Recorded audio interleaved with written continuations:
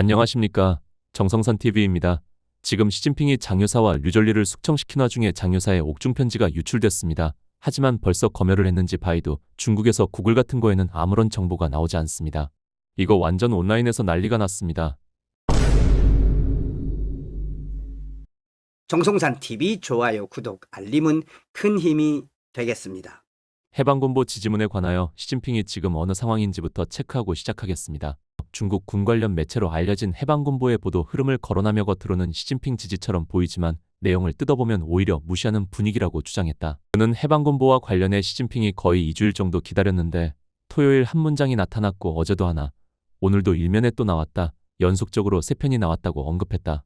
그러면서도 사람들은 지지 문장 3편이면 완전히 시진핑이 이기는 것 아니냐고 물을 수 있지만 내용을 보면 완전 망하는 것 아니냐는 생각이 들 정도라고 덧붙였다. 박수학은 특히 날짜를 들어 24일 나온 첫 번째 문장은 특정 세력을 완전 비판하는 수준이었는데 31일 문장은 그보다 많이 약해졌다며 어제 문장도 이름 한번 언급하고 끝이다. 듣기 좋은 얘기는 거의 없다고 주장했다.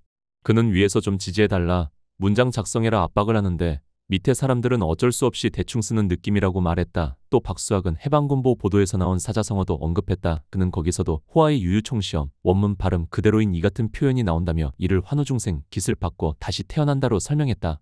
이어 그걸 시진핑을 바꿔서 다시 태어나라는 뜻으로 읽을 수 있어 지금 난리 났다고 주장했다. 그는 이런 흐름을 사장님이 앞에서 열심히 해야 됩니다 하는데 밑에 사람은 박수를 안 친다. 사장이 답답하니까 옆 사람에게 박수치라 시켰는데 주변 눈치 보느라 어색하게 박수치는 느낌에 비유했다. 이어 오늘 일면 문장을 보니 더 충격적이다. 대놓고 무시하는 느낌이라고 말했다. 장요서의 비밀문서 내가 잡히면 이 편지를 공개하라고 누군가에게 전한 겁니다. 일단 함정이 있는 게 이 편지가 진짜인지 가짜인지 아무도 증명할 수 없습니다. 장요사가 썼는지 아니면 누가 전해준 건지 말을 전해들어 쓴 건지 알 수는 없습니다. 다양한 매체에 언론이 있기 때문에 이런 찌라시에 접근할 때 중립을 지키고 봐주시길 바랍니다. 내용은 이렇습니다. 만약 저에게 무슨 일이 생긴다면 이 편지를 공개해 주십시오. 저를 체포하는 것은 분명 다른 많은 사람들의 체포로 이어질 것입니다.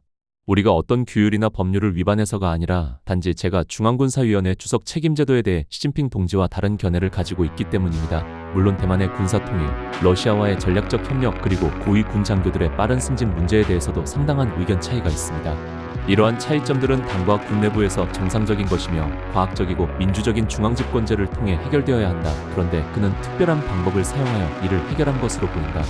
시진핑 동지께 이 편지를 쓰면서 예전에 자양이 했던 말이 떠올랐다고 말씀드리고 싶습니다. 우리는 늙었고 이제 더 이상 중요하지 않습니다. 저는 군사 쿠데타를 일으킬 수 있는 수단이 있었지만 단호히 거부했습니다. 그렇게 되면 너무 큰 혼란이 초래될 것이고 통제 불능 상태가 되면 나라가 내전으로 번져 양측의 무고한 병사들이 가장 먼저 고통받게 될 것이기 때문입니다. 나에게 부당한 방법을 사용하는 자들에게는 나는 정의와 불의에 저항하지 않을 것이다. 여론이 궁극적인 심판자이며 역사가 모든 것을 명확히 밝혀줄 것이라고 믿는다. 나는 평안하다. 이 말이 시진핑 동지에게 경고가 되기를 바라며 남긴다. 설령 승리하더라도 평정심을 유지하고 선을 지켜야 한다. 극단적인 행동을 해서는 안 된다. 더 높은 곳에서 모든 것을 지켜보는 존재가 있다.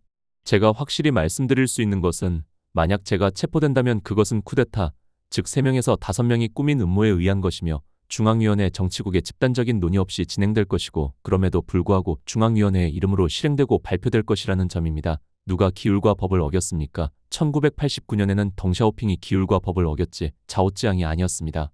하지만 덩샤오핑은 결국 1992년에 개혁개방을 고집했습니다.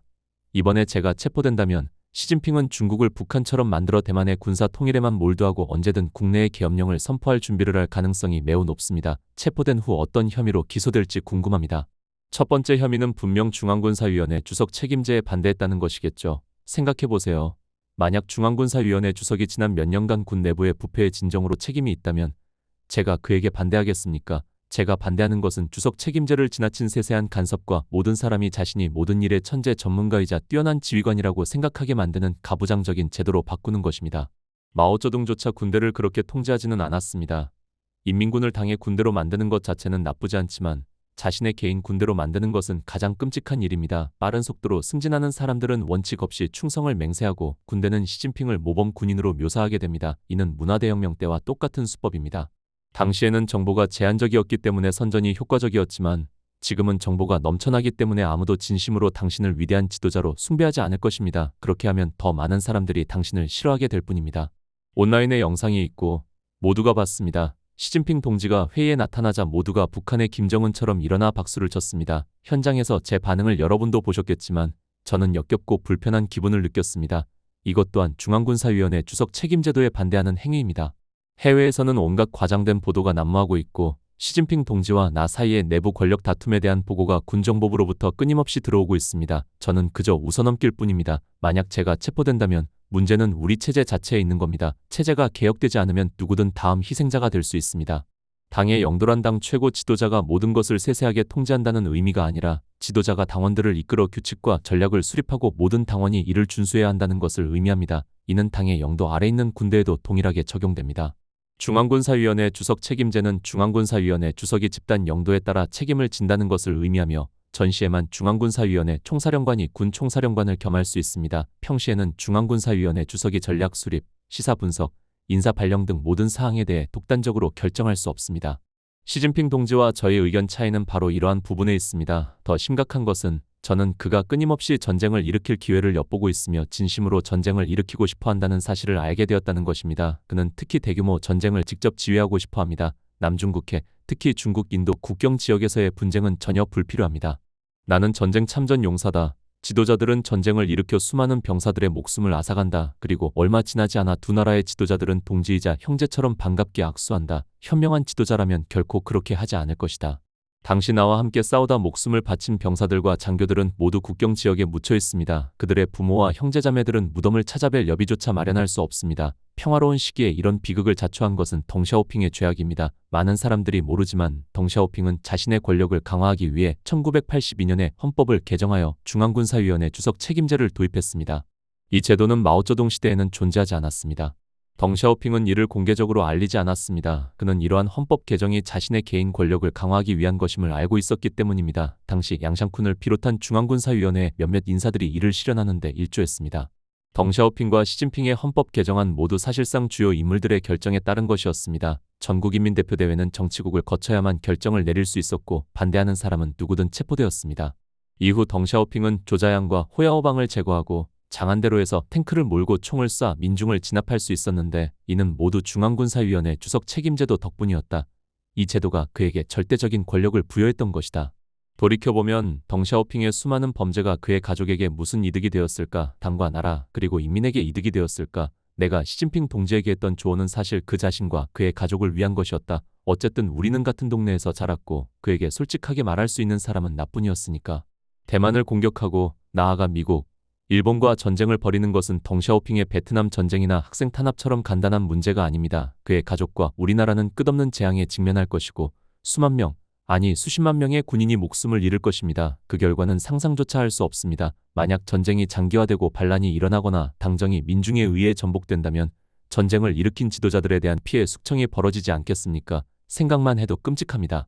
군은 국가와 국민을 보호하기 위해 존재하는 것입니다. 군대의 유일한 목적이 전투라고 생각하는 것은 심각한 오해입니다. 저는 중앙군사위원회 위원으로서 그에게 조언을 할 수 있고 더 정확히 말하면 그가 중대한 실수를 저지르지 않도록 제재할 수 있습니다. 하지만 제가 체포되면 유전리를 비롯한 많은 동지들도 함께 체포될 것입니다. 군장성들은 모두 그가 직접 선발한 사람들입니다. 만약 우리나라가 군국주의 국가가 되거나 언제든 계엄령이 선포되어 북한처럼 된다면 문제는 문화대혁명 때보다 훨씬 더 심각해질 것입니다. 시진핑 동지와의 갈등에 대해 말씀드리겠습니다. 그 갈등은 제11차 중앙위원회 제3차 전체회의 이전에 시작되었습니다. 시진핑 동지가 군선발 규정을 완전히 무시하고 너무 많은 사람들을 성급하게 승진시킨 것이 많은 장병들의 불만을 불러일으켰습니다. 더 심각한 것은 그들이 자신들의 권력과 지도자의 신뢰를 이용하여 군 내부의 파벌을 형성하고 저를 조사하고 처벌하기 위한 증거를 수집하기 시작했다는 것입니다. 저는 제18차 중국 공산당 중앙위원회 제3차 전체회의에서 시진핑 주석과 의견 충돌을 겪었습니다. 쟁점은 인사 문제와 러시아가 우크라이나와 전쟁 중인 상황에서 대만을 장악하기 위해 전국의 군사력을 동원해 경계 태세를 강화해야 한다는 필요성이었습니다. 류절리 동지와 저는 의견이 달랐고 장성민은 침묵을 지켰습니다. 저는 중앙군사위원회가 민주적 중앙집권제를 고수해야 한다고 주장했지만 시진핑 동지는 제가 주석 책임제를 위반했다고 비난했습니다. 그 결과 그는 격노하여 병상에 누워 입원했고 제3차 전체회의는 거의 파행될 뻔했습니다. 물론 내부 사정을 아는 사람은 극소수였고 상무위원들은 공황 상태에 빠져 원로들이 중재에 나섰습니다. 이후 북대합의가 온라인에 공개되었는데 그 주요 내용은 다음과 같습니다. 첫째, 시진핑 주석은 제21차 당대회에서 재선에 출마하지 않기로 합의했습니다. 둘째, 당과 국가의 안보 및 안정을 위해 권력을 적절히 분배해야 한다. 차이치는 당무를, 리창은 국무원을, 나는 중앙군사위원회를 맡아 실질적인 집행 지도자 역할을 수행해야 한다. 이후 중앙의사결정조정기구를 설립한 것 또한 최고위급 중앙의사결정을 견제하고 중대한 오류를 방지하기 위한 것이었으며 이는 뉴스를 통해 분명히 드러난다. 제3차 전체회의 이후 원로들의 활동이 더욱 활발해졌는데 이는 군부가 최고 권력에서 균형을 유지했기 때문이다. 문제는 이후 시진핑이 직접 발탁한 차이치, 리치앙 등 정치국 상무위원들이 시진핑의 지시만 받으면서 불거졌다. 그들은 시진핑의 지지 없이는 권한이 없었기에 잘못이 생기면 지도자가 책임을 지고 국가와 국민이 피해를 입지 않는 중앙집권적 체제를 선호했다. 이것이 바로 그들이 팬데믹 기간 동안 보여준 행태이다. 하지만 저는 당 중앙위원회의 여러 가지 지시를 거스를 수 없습니다. 일부는 정중하게 거절하지만 다른 것들은 협조할 수밖에 없습니다. 이 상황을 바꿀 힘이 없습니다. 은퇴한 동지들은 더욱 무력합니다. 결국 그들이 저에게 조치를 취할 가능성이 매우 높지만 어떤 원로도 저를 체포하는데 찬성하지 않을 것입니다. 제가 잘못한 것이 있다면 첫째는 시진핑의 헌법 개정안을 지지했다는 점입니다. 군부의 지원 없이는 차이치가 당과 정부 체제만으로는 결코 이뤄낼 수 없었을 것입니다. 그래서 시진핑은 극단적인 조치를 취해 제20차 당대회에서 후진타오를 직접 축출했고 저는 그 결정에 큰 충격을 받았습니다. 제18차 당대회에서 후진타오는 큰 양심을 가지고 시진핑에게 권력을 이양했습니다. 10년이 지난 지금 전 총서기를 이렇게 대하는 것이 옳습니까? 분명히 지켜야 할 마지노선이 있을 것입니다. 모두가 알다시피 후진타오와 시진핑은 후춘화가 정치국 상무위원과 전국인민정치협상회의 주석이 되는 것에 합의했습니다. 하지만 결국 그는 상무위원조차 되지 못했고 정치국에도 들어가지 못했습니다. 둘째로 저는 시진핑의 러시아에 대한 무제한 지원을 소극적으로 지지했는데 이는 사실상 러시아의 우크라이나 침공을 지지하는 것과 마찬가지였으며 유럽과 우크라이나 전역에서 우리나라에 대한 적대감을 불러일으켰습니다. 당시 저는 러시아의 국력을 과대평가하여 러시아가 전격전을 통해 우크라이나를 점령하고 그 후 대만 해방을 지원할 것이라고 생각했습니다. 결과는 어땠을까요? 러시아와 우크라이나 모두 우리를 증오하게 되었습니다. 설 연휴 전에 러시아를 방문했을 때 고위급 접견을 받았지만 회담 분위기는 매우 험악했습니다. 러시아와 우크라이나의 전쟁은 무의미했고 같은 사람들이 서로에게 해를 끼칠 뿐이었습니다. 우리가 대만을 공격한다면 결과는 마찬가지일 것입니다. 좀 더 자세히 설명드리겠습니다. 저는 원래 대만을 해방하고 위대한 민족 통일 사업을 완수하고 싶었습니다. 하지만 류야저우의 분석을 듣고 나니 식은땀이 났습니다. 수십만 명의 병력을 바다에 투입한다 해도 대만 근처에도 접근하지 못할 겁니다. 전쟁이 발발하면 일본이 먼저 개입하고 그 뒤를 이어 미국도 참전할 것입니다. 미일 연합군은 중국 남부 해안의 군사시설, 교량, 석유 저장소를 몇 시간 안에 파괴할 것입니다. 대만의 건물 몇 채를 파괴할 수도 있겠지만 결국 우리는 전쟁 배상금을 지불해야 하고 국가의 모든 해외 자산은 동결될 것입니다. 국가는 존립 자체가 불가능해지고 당과 국가는 소멸할 것입니다. 시진핑 동지의 문제는 그를 둘러싼 아첨꾼들이 그를 현혹시켜 그가 비할 데 없는 위대한 인물이며 대만 해방이 중몽을 실현하는 길이고 심지어 마오쩌둥보다 더 위대하고 영광스러운 인물이라고 믿게 만든 데 있다.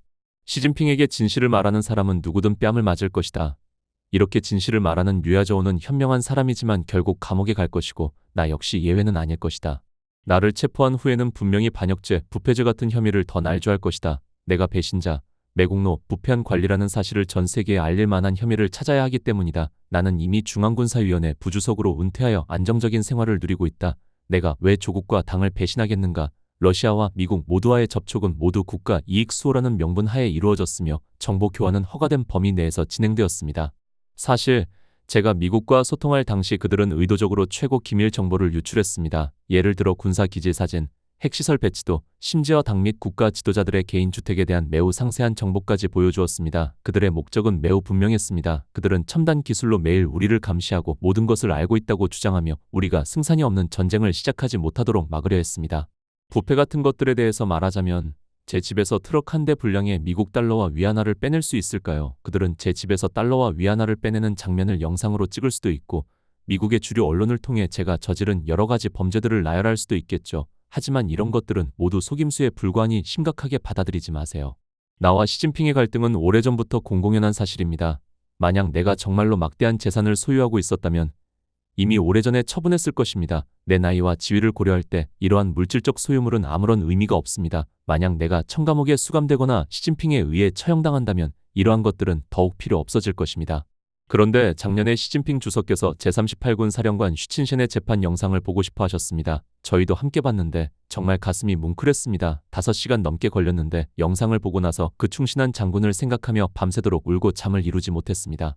군 고위 장성들도 그 영상을 봤다고 하는데 나중에 누가 해외로 유출했는지는 모르겠습니다. 시진핑 주석께서 슈친센의 영상을 보시고 무슨 생각을 하셨을지 궁금합니다. 나라와 백성에 그토록 충성스러운 장군은 백성을 불태우느니 차라리 스스로 치욕을 감수하겠다고 한 진정한 군인이었습니다. 그러므로 우리는 중앙군사위원회 주석 책임제도가 초래한 잘못과 참혹한 결과를 되돌아보아야 합니다. 만약 모든 사람이 원칙이나 인간성을 무시하고 중앙군사위원회 주석의 명령에 복종하고 최고 권력이 견제받지 않는다면 우리나라는 더욱 큰 재앙에 직면하게 될 것입니다. 우리 당과 최고 지도자 그리고 중앙군사위원회 주석 모두 중대한 범죄를 저지르는 것입니다. 만약 우리가 군인들에게 옳고 그름을 떠나 당과 최고 지도자에게 영원히 충성하고 오직 중앙군사위원회 주석에게만 충성하라고 요구한다면 우리는 용서받을 수 없는 죄를 짓는 것입니다. 마지막으로 시진핑 동지께 몇 가지 기대를 표하고 싶습니다. 첫째, 제18차 중국 공산당 중앙위원회 제3차 전체회의에서 약속하신 대로 제21차 중국 공산당 전국대표대회 때 퇴임하셔야 합니다. 둘째, 어떤 형태의 전쟁도 시작해서는 안 됩니다. 군대는 나라를 지키기 위한 것입니다. 셋째, 미국이 확립한 국제 질서를 존중하시고 결코 미국의 적이 되어서는 안 됩니다. 넷째, 개혁개방을 진심으로 추진하셔야 합니다. 중국 인민을 사랑하신다면 권력을 인민에게 되돌려주고 예난 시대에 약속하셨던 민주 헌정주의를 실현하셔야 합니다. 시진핑 동지가 정말로 저를 체포한다면 모든 언론 매체가 이 편지를 게재해 주기를 바라며 그분도 이 편지를 볼 수 있기를 바랍니다라고 적었습니다. 여러분, 이 문서의 진실은 더 두고 봐야 알겠지만 중요한 건 이런 문서가 갑자기 툭 튀어나왔고 전세계 커뮤니티 중국인들은 다 알고 있는 상태입니다. 중국 공산당은 이것 때문에 분명히 흔들리고 있다는 겁니다.